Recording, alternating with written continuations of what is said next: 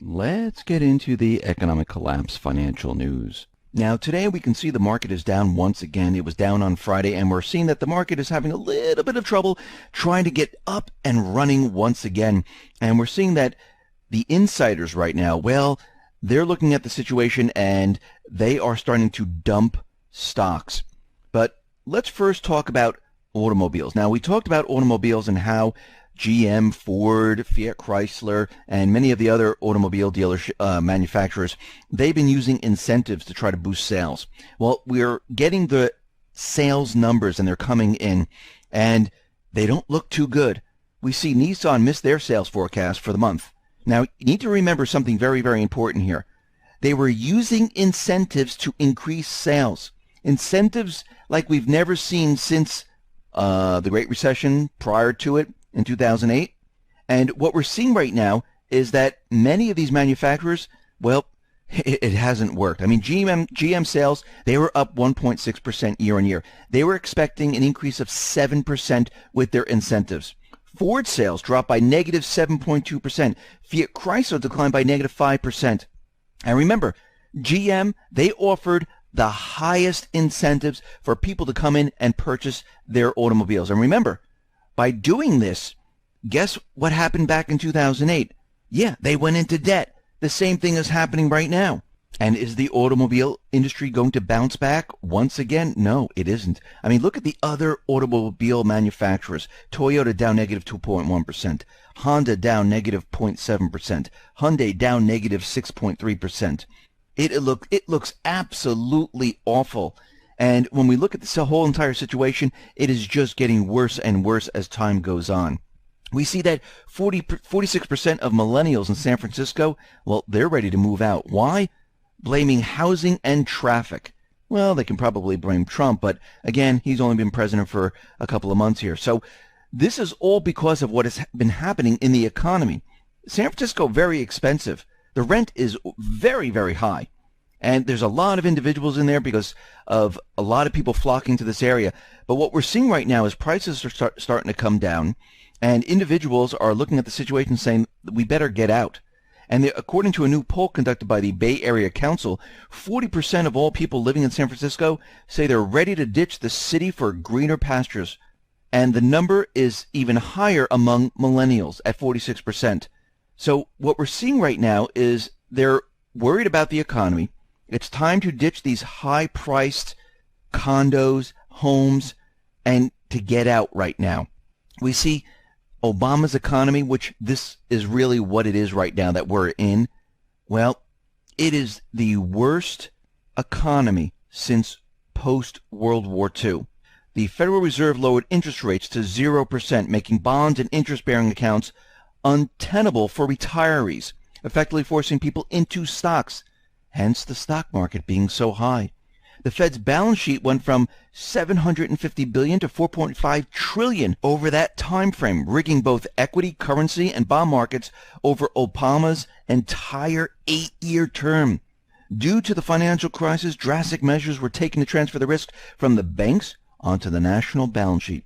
The Obama administration underwent a methodical process of deficit spending that kept the economy artificially afloat. The side effect of this reckless spending was an additional $9 trillion in debt added to the America's balance sheet. The net result? Well, extreme failure. Because if we just judge this on return on investment, as a nation, we stimulated the economy with more than $13 trillion in debt and Federal Reserve market interference, and yet the Obama years will forever be remembered as the only administration since Hoover to grow the economy by more than 3% during his entire 8-year term. Now keep that in the back of your brain right now as we move forward here, because what we're seeing is that the economy is ruined for many Americans. 67% of low-income Americans, they are worried today about what? What do you think they're worried about? They're worried about hunger and homelessness. Now, those individuals who are making $30,000 or less, they're worried about affording a meal every single day. And a lot of people think, well, $30,000, why would they be, worrying about getting food? Well, if it's a family of 4, $30,000 doesn't really go that far because you take away taxes, take away other expenses like car, insurance, and everything else. You're really left with a little bit of money here. And we can see right now that they're very worried about the economy. They're very worried about inflation because think about this for a second. We know that wages and salaries have been declining. We know that inflation on food has gone up. And what happens here is that the buying power of those dollars continually decreases, making it harder and harder. We know that insurance has gone up. We know that, and I'm talking about auto, we're talking about health insurance, we're talking about all of that has continually gone up. And a lot of people haven't even gotten the cost of living raises. So the situation is very, very dire for many of these individuals. And as we move forward, it is just going to get worse. And how do we know it's going to get worse? Well, we've been blowing up bubbles for the last 8 to 9 years right now. Not we, but the central bank, the U.S. government.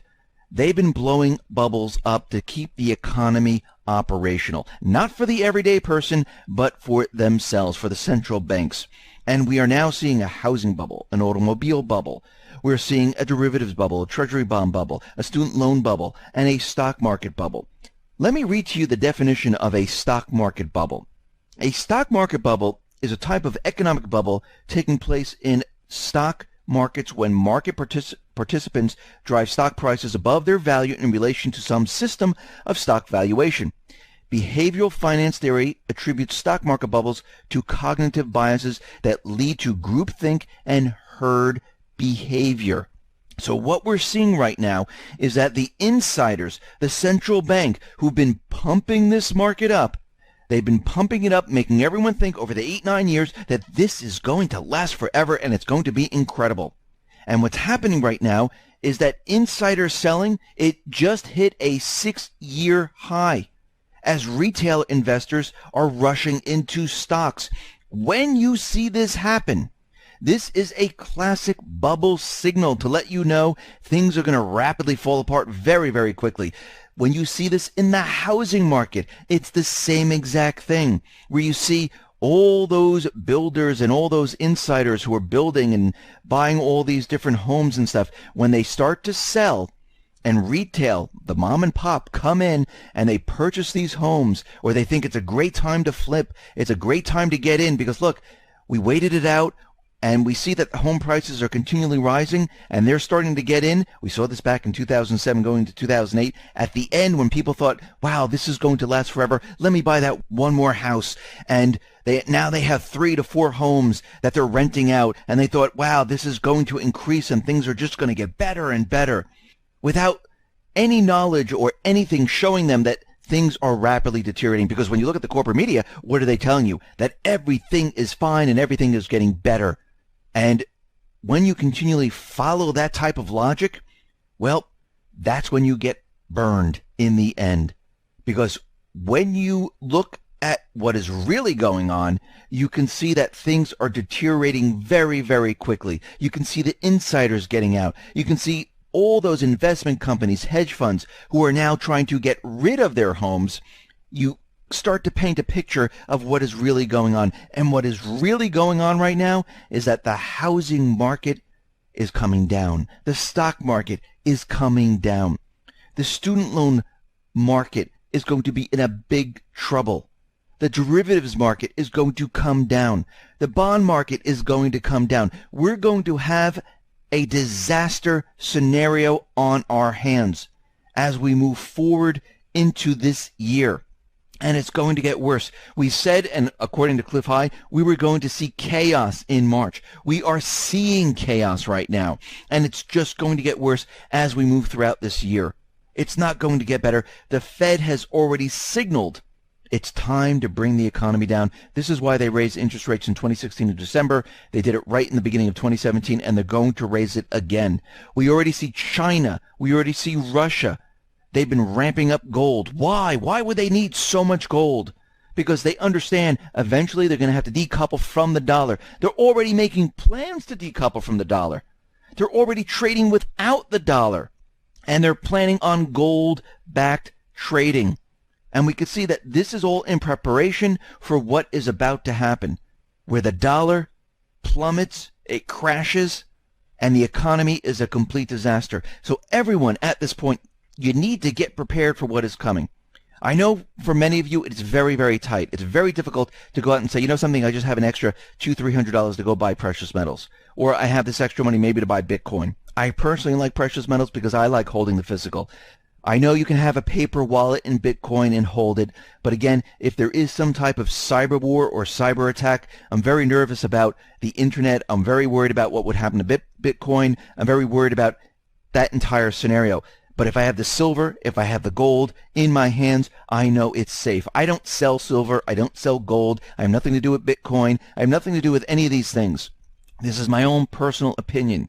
Now, for those individuals who can't go out there and purchase gold, buy silver.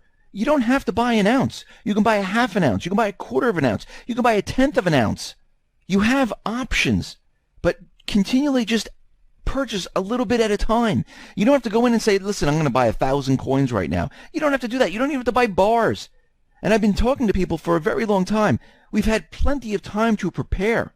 If you're waiting to the end right now going, okay, I see things are starting to fall apart. I see things are ramping up. And by the time that things start to fall apart and all of a sudden the stock market starts to drop and gold and silver start to move up very, very quickly and Bitcoin starts to move up very, very quickly, it's too late. You'll never get in. You'll never be able to purchase what you think you're going to purchase. You're never going to be able to run to the supermarket and get that food. It's just going to be too late. So get prepared. Get ready for what is coming. Because we can see right now from all the evidence, from all the indicators that we've been looking at, the economy is prepared and ready. The central bank, they're getting ready to bring the entire thing crashing down. And of course, they'll be blaming this on either Trump or another country because they're not going to take the blame for what is about to happen. Listen, everyone, thanks a lot for listening. Be well, be safe, and especially be prepared. Thanks a lot.